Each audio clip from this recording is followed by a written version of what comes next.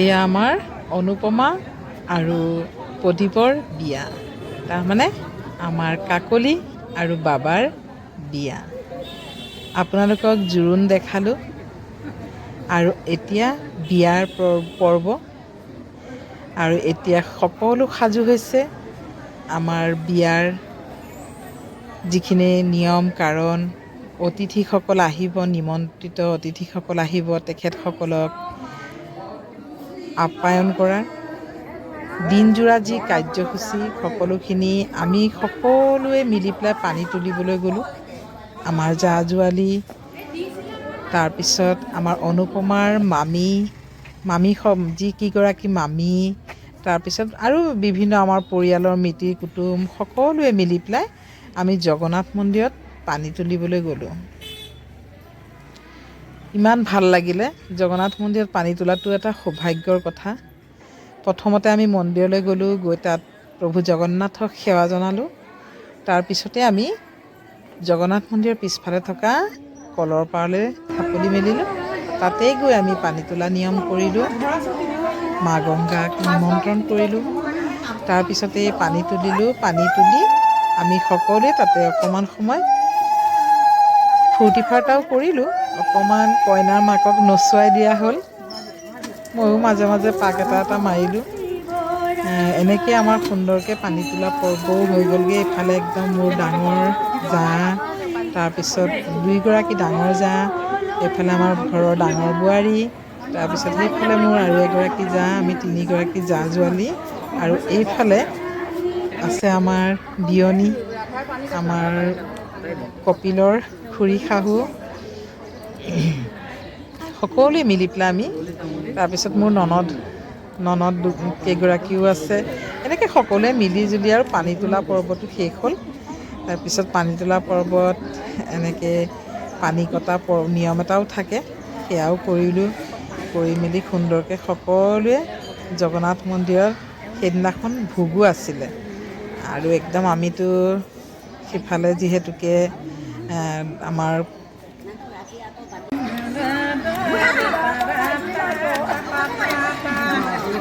খাব নোৱাৰোঁ, আৰু এইফালে ভোগৰ গোন্ধও পাই আছিলোঁ। বৰ ভাল লাগি আছিলে পৰিৱেশটো। এইফালে সেয়া নাচা বাগা চলিয়ে আছে। আৰু দেৰি হ'ব, যিহেতুকে দেৰি হ'ব, সকলোখিনি কাম আমি সোনকালে কৰিব লাগিব। তাৰপিছত আমি জগন্নাথ মন্দিৰৰ পৰা প্ৰভু জগন্নাথক সেৱা কৰি বিদায় ল'লোঁ।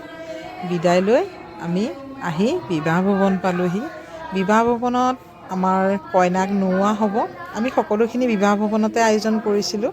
ৰাতিপুৱা যিহেতুকে খুব লৰালৰিকৈ জোৰোণ পিন্ধোৱা পৰ্ব আছিলে, জোৰোণ পিন্ধাই যোৱা তেখেতসকলক বিদায় দিয়াৰ পিছত আকৌ অতিথিসকলো আহি পাইছিলে। তেখেতসকলকো শুশ্ৰূষা কৰাটো আমাৰ কৰ্তব্য। তেওঁলোক অহাৰ লগে লগে তেওঁলোকক আমি যিমানখিনি আমাৰ শুশ্ৰূষা কৰাৰ দায়িত্ব, সেইখিনি আমি সময়ৰ লগে লগে কৰি যাব লাগিব। নিয়ম কাৰণবোৰো আমি সময়ৰ লগে লগে কৰি যাব লাগিব। যিহেতুকে কইনাক মেকআপ কৰিব লাগিব, মেকআপ আৰ্টিষ্ট আহি পাই গ'ল, সেইকাৰণে আমি লৰালৰিকৈ কইনাগৰাকীক নোওৱাৰ যিখিনি নিয়ম কাৰণ, আমি জা-জোৱালি, পৰিয়ালৰ মানুহ, মিতিৰ কুটুম সকলোৱে মিলি পেলাই, আমি আয়তীসকলে সকলোৱে মিলি পেলাই ভাগে ভাগে নোওৱা পৰ্বটো শেষ কৰা হ'ল। নোওৱা পৰ্বটো শেষ হোৱাৰ পাছতেই আমি কইনাক মেকআপ কৰিবলৈ পঠিয়াই দিবলগীয়া হ'ল। আৰু সেইখিনি সময়তে মই অকণমান ঘৰলৈও আহিলোঁ, অকণমান আকৌ ফ্ৰেছ হ'লোঁ। যিহেতুকে ৰাতিপুৱা সোনকালে গুচি যাবলগীয়া হ'ল বিবাহ ভৱনলৈ, সেইকাৰণে অকণমান ঘৰলৈ আহিলোঁ। আকৌ ফ্ৰেছ হৈ পেলাই আকৌ একেবাৰে ৰাতি কইনা বিদায় দিয়ালৈকে, তেওঁক থ'বলৈ যোৱা পিছদিনাখন অহালৈকে মই সাজু হৈয়ে গ'লোঁ। আৰু এইখিনি কাম কৰি শেষ হোৱাৰ পাছত কইনাক সেৱা সৎকাৰ কৰিব, পূজাৰ নিয়ম কাৰণখিনি শেষ হোৱাৰ লগে লগে এইফালে কইনা নোওৱাৰ পিছতে আহি পূজাৰ জেগাত সেৱা এভাগো জনালে। আমি সকলোৱে সেৱা জনালোঁ। সেৱা জনাই নিজৰ নিজৰ দায়িত্বলৈ গুচি আহিলোঁ। এইফালে হৈ গ'ল সন্ধিয়া। সকলো আহি উপস্থিত হৈছিলে। যিসকল নিমন্ত্ৰিত অতিথি, তেখেতসকলো আহিছিলে। আমাৰ পৰিয়ালৰ মিতিৰ কুটুম, বংশ পৰিয়াল, য'ত যোন যেনেকৈ আছিলে, যেনেকৈ সা সুবিধা কৰিব পাৰিছে, সকলোৱে আহিছিলে। ইফালে চেল্ফি পইণ্টত আমাৰ মানুহখিনিয়ে ভাগে ভাগে ফটো তুলিয়ে আছে। আৰু ইফালে অতিথিসকল বহি আছে, যাৰ যি দায়িত্ব সকলোৱে নিজৰ নিজৰ দায়িত্ব পালন কৰি আছে। আৰু ইমান ভাল লাগে, পৰিয়ালৰ মানুহবোৰ এনেকেই বিয়া বাৰুতে লগ হয় ন, কিছু কিবা কিবি সকাম নিকাম পাতিলে পৰিয়ালৰ মানুহবোৰ আহে। সকলোৰে লগত বহুত দিন ধৰক লগ পাব পৰা নাই, কিছু অসুবিধাৰ কাৰণে সকলোকো লগ পোৱা যায় আৰু বিভিন্ন ধৰণৰ কামত ব্যস্ত থাকে, সেইকাৰণেও লগ পাব নোৱাৰি। যেতিয়া এনেকুৱা ধৰণৰ অনুষ্ঠানবোৰত আমি বহু দিনৰ লগ নোপোৱা পৰিয়ালৰ মানুহ দুনুহৰ লগত লগ পাওঁ। আৰু এইফালে আমাৰ ঢুলীয়া কাষতে ঢুলীয়াই ঢোল বজাই আছে, জুবিনদাৰ গান গাই আছে। অকণমান শুনক, মই অকণমান মনে মনে থাকোঁ, আপোনালোকে শুনক বাৰু।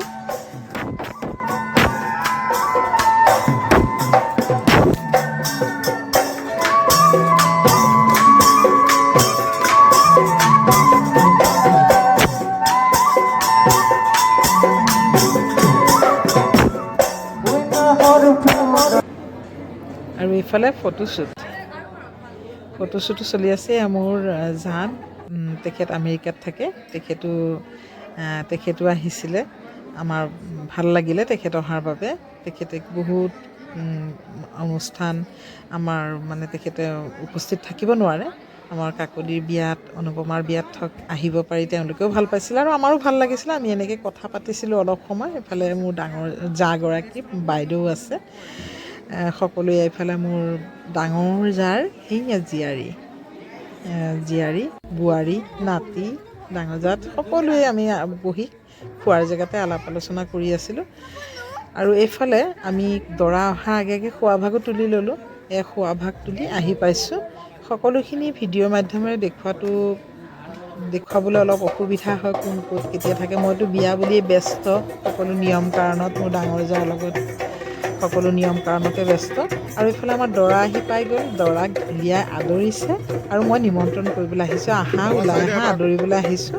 আমাৰ দৰাক মাতিছোঁ, তুমি আহা আমাৰ ঘৰলৈ। সেই বিবাহ ভৱন যদি আমি ঘৰেই বনাই লৈছিলোঁ। এইফালে আমাৰ নাচনীসকলে নাচিয়ে আছে ঢোলৰ চেৰে চেৰে। আৰু এইফালেতো আৰু জানেই, চাউল ছটিয়াব, স্প্ৰে কৰিব, সাংঘাতিক অৱস্থা। অকণমান শুনক, সেইখিনি সময় হুলস্থুলৰ পৰিৱেশ, ভালো লাগে বাৰু। আৰু মই একে মূৰে চূৰে তোৰণি লৈ ঢাকিয়ে পেলালোঁ আৰু যি স্প্ৰে কৰিছে।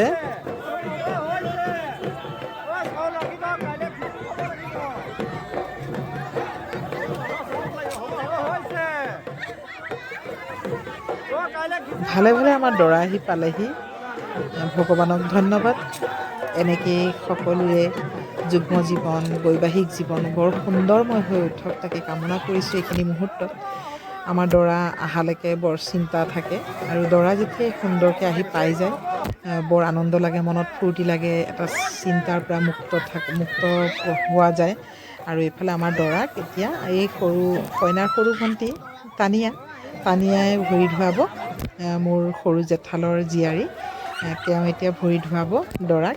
আৰু সেইখিনি সময়ত মই অকণমান থাকি দিলেও, তেওঁ যিহেতু সৰু হৈ আছে, কিছুমান বস্তু বুজি নাপায়, সেইখিনি অকণ শিকাই দিলোঁ। কিন্তু সেই মুহূৰ্তত সাংঘাতিক অৱস্থাকৈ স্প্ৰে কৰি মই সেইকাৰণে মূৰ চূৰ ঢাকি উৰণি বাৰণি লৈ যি কৰে কৰি থাকক, উৰণিখন লৈ আছোঁ।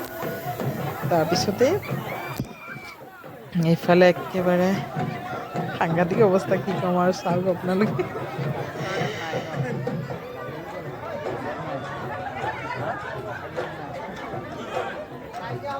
এতিয়া মানে আমাৰ এইফালে কলৰ তলত, যিহেতুকে আজি স্বয়ং নাৰায়ণ আহিছে গৃহলৈ, তেখেতক অকণমান পূজাৰ মাধ্যমেৰে আদৰা হ'ব। আৰু নিয়ম কাৰণ কিছু থাকে, সেইখিনি দেৱে কইনাৰ পিতৃক লৈ আমাৰ দেৱে সুন্দৰকৈ নিয়মখিনি কৰিব। এইফালে আমাৰ কইনাক ভনীয়েকে ভৰি ধুৱাই হৈ গ'ল, তানিয়াই ভৰি ধুৱাই আহিলে। এতিয়া বাকীখিনি নিয়ম কাৰণ আমাৰ দৰা, কইনাৰ দেউতাক আৰু আমাৰ তেখেতসকলে নিয়মখিনি কৰি পেলাই ওপৰলৈ আহিব। আৰু সেইখিনি সময়ত মই নাথাকিলোঁ ওপৰত, যিহেতুকে বহুত নিয়ম থাকে, সেইখিনি কাৰণে মই গুচি আহিলোঁ ওপৰলৈ।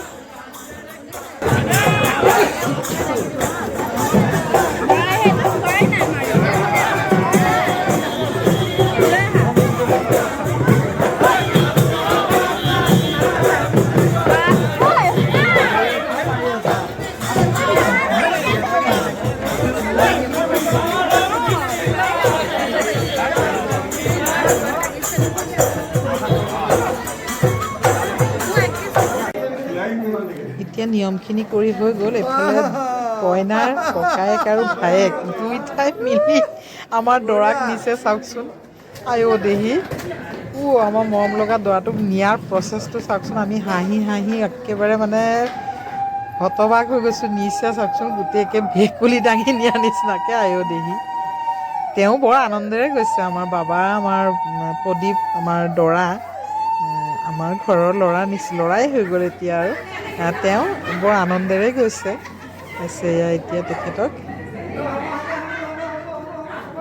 হোমৰ গুৰিলৈ ডাইৰেক্ট লৈ আহিলে। একেবাৰে চিধা হোমৰ গুৰিতহে আনি নমাইছেহি। ভালো লাগে, ফূৰ্তিও হয় সেইখিনি সময়ত।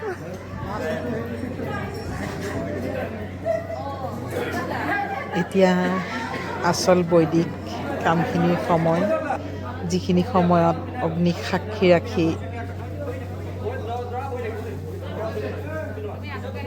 দৰা কইনাৰ সাজেৰে তেওঁলোক হোমৰ গুৰিত অগ্নিক সাক্ষী ৰাখি ইজনে সিজনক প্ৰতিশ্ৰুতিবদ্ধ হ'ব। নতুন জীৱনলৈ আগবঢ়াৰ যি জীৱনৰ পাতনি মেলা, ইজনে সিজনক মৰম, ভালপোৱা, শ্ৰদ্ধা, দায়িত্ব, কৰ্তব্য সকলোখিনি ইয়াতেই প্ৰতিশ্ৰুতিবদ্ধ হ'ব। অগ্নিৰ সাক্ষী কৰি তেওঁলোকে নতুন জীৱনত ভৰি দিব। আৰু এই আমাৰ কইনা আহি পালেহি। আমাৰ কইনাই দৰাক বৰমালা পিন্ধালে। আৰু এতিয়া দৰায়ো আমাৰ কইনাক বৰমালা পিন্ধাই দুয়োকে মালা অৰ্পণ কৰিলে। আৰু এতিয়া দেওসকলে বৈদিক উচ্চাৰণেৰে দুয়োকে নতুন জীৱনত পাতনি মেলাৰ যি নিয়ম কাৰন, সেইখিনিৰ মাধ্যমেৰে এই বিয়াখন সম্পূৰ্ণ হ'ব। তেওঁলোক বহুত অপেক্ষাৰ অন্তত আজি দুয়ো অগ্নিক সাক্ষী ৰাখি একত্ৰিত হ'বলৈ ওলাইছে। আৰু ইফালে কইনাৰ পিতৃয়ে জীয়াৰীক কন্যাদান কৰিব।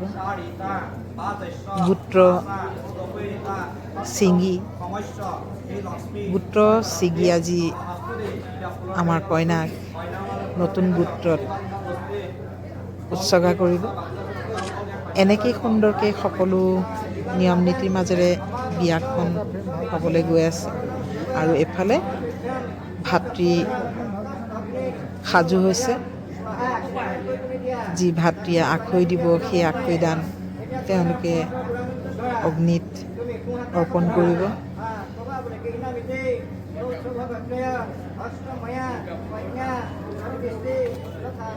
প্ৰতিটো নিয়ম এনেকৈ সুন্দৰকৈ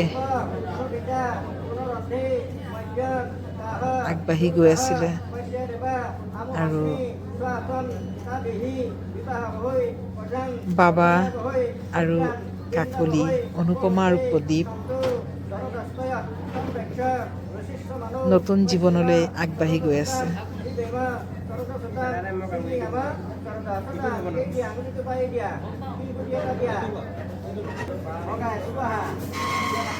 আখৈদান হৈ গ'ল। আখৈদান শেষ হোৱাৰ পিছত আকৌ বৈদিক উচ্চাৰণেৰে বিবাহৰ কাম কাজ আগবাঢ়ি গৈছে। অলপ আপোনালোকে বৈদিক মন্ত্ৰও শুনক। মোৰ কথা কিমান শুনিব, ভাল লাগে। বৈদিক উচ্চাৰণবোৰ শুনিও ভাল লাগে। সনাতন ধৰ্মত বৈদিক উচ্চাৰণ ঋষিমুনিসকলে আগৰ কৰি গৈছিল। আৰু তেনে নিয়ম কাৰণৰ মাজেৰে আজিও আমাৰ সনাতন ধৰ্মত প্ৰতিটো নিয়ম পৌৰাণিক নিয়মৰ মাধ্যমেৰে চলি গৈ আছে।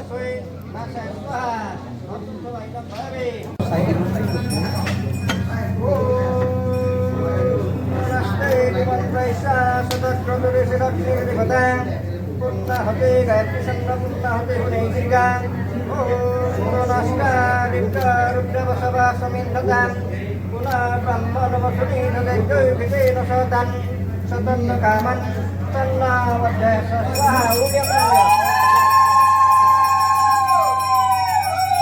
বিয়া সম্পন্ন হ'ল। এতিয়া পূৰ্ণাহুতি হৈ গ'ল। আমি সকলোৱে থিয় হৈছোঁ। দেৱে মন্ত্ৰ উচ্চাৰণ কৰি আছে।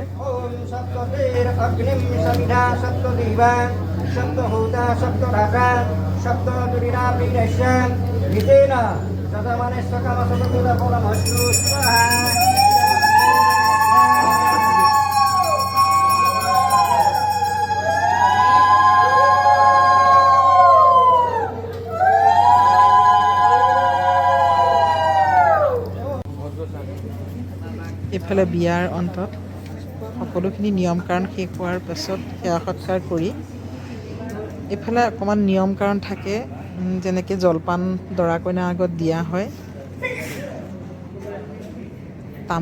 তামোলৰ থুৰি বা তামোল দিয়া হয়। তাৰপিছতে খৰিকা দিয়া হয়, পানী এনেকৈ অকণমান মানে খোৱাটো নহয়, এয়া শুঙা হয় আচলতে। এইখিনি নিয়ম দৰা কইনাই ইজনে সিজনক কৰে। তাৰপিছত তেনেকৈ আমি যেনেকৈ কৈ গৈছিলোঁ তেনেকৈ তেওঁলোক কৰি গৈছিল।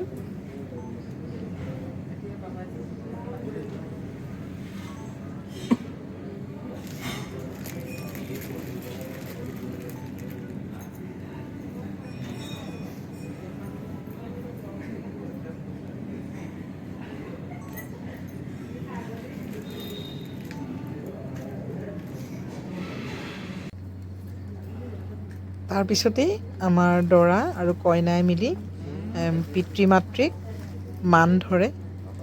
এয়া মান ধৰা পৰ্ব। পিতৃ আৰু মাতৃক প্ৰথম মান ভাগ ধৰা হয়। পৃথিৱীৰ সৰ্বশ্ৰেষ্ঠ সম্পৰ্ক পিতৃ আৰু মাতৃ। এই পিতৃ মাতৃৰ পৰা প্ৰথম দেৱতাসকলৰ পৰা আশীৰ্বাদ লৈ তেওঁলোক যুগ্ম জীৱনত পাতনি মেলে। তাৰপিছতে পিতৃ মাতৃৰ পৰা আশীৰ্বাদ লৈ তেওঁলোক নিজৰ নতুন গৃহত আমাৰ কইনাগৰাকী আগবাঢ়ে। আৰু এয়া বিদায় পৰ্ব। এই বিদায় পৰ্বত নিজকে চম্ভালিব পৰা নাছিলোঁ, যদিও তেওঁৰ লগত মই যাম।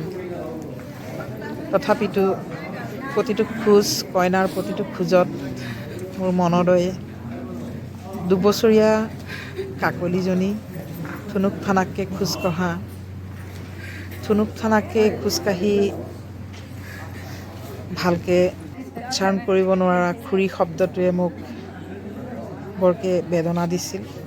মনত পৰি গৈছিল প্ৰতিটো মুহূৰ্ত, প্ৰতিটো দিন, প্ৰতিটো সময় তেওঁৰ লগত অতিবাহিত কৰা। আৰু জীয়াৰীগৰাকীয়ে যাতে সেইখন গৃহত গৈ কোনো কষ্ট নাপায়, তেওঁ যাতে কাকো কষ্ট নিদিয়ে আৰু তেওঁকো যাতে কোনেও কষ্ট নিদিয়ে, সেইখিনিকে আশা কৰিছিলোঁ। ভগৱন্তৰ চৰণত আমাৰ দৰাক অকণমান আৱেগিক হৈ পৰিছিলোঁ আৰু কৈছিলোঁ, কেতিয়াবা কিবা ভুল কৰিলেও তুমি শুধৰাই ল'বা। তোমাৰ হাতত হাত ধৰাই তুমি আগবাঢ়িবা, সদায় তেওঁৰ লগত থাকিবা। দুয়োৰে মনৰ দুখ, কষ্ট, সুখ সকলোখিনি ইজনে সিজনৰ আগত ক'বা। আৰু সকলোৰে পৰা অনুপমা, আমাৰ মৰমৰ কাকলি, বিদায় লৈ নতুন গৃহত প্ৰৱেশ কৰিবলৈ সাজু হ'ল। আৰু এনেকেই মই ভগৱানক সেৱা কৰি তেওঁলোকৰ লগত তেওঁলোকৰ এই যাত্ৰাত অলপ সময়ৰ বাবে সমভাগী হ'বলৈ সুযোগ পালোঁ। আৰু এনেকেই পৰিয়ালৰ সকলোজন ব্যক্তিৰ পৰা মৰমৰ, শ্ৰদ্ধাৰ সকলোৰে পৰা বিদায় লৈ তেওঁ নতুন গৃহৰ ফালে প্ৰৱেশ কৰিলে। আৰু আমাৰ অনুপমা আৰু প্ৰদীপৰ বিয়া এনেকেই সুন্দৰকৈ ভগৱানৰ আশীৰ্বাদত তেওঁলোকৰ যেনেকেই মনত ভাবিছিলে তেনেকেই বিয়া হৈ গ'ল।